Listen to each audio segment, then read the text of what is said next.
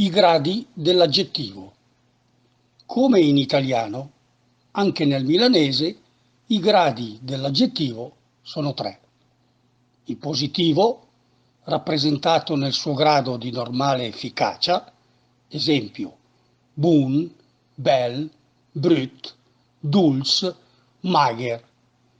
Comparativo, stabilisce il rapporto tra due soggetti diversi, ma uguale aggettivo, mi sum brutis des de ti, o tra due qualità diverse, ma uguale soggetto, le bel quantu bun. Il rapporto può essere a sua volta d'uguaglianza, di maggioranza, di minoranza. Poi abbiamo il superlativo, stabilisce l'efficacia dell'aggettivo in senso assoluto o relativo.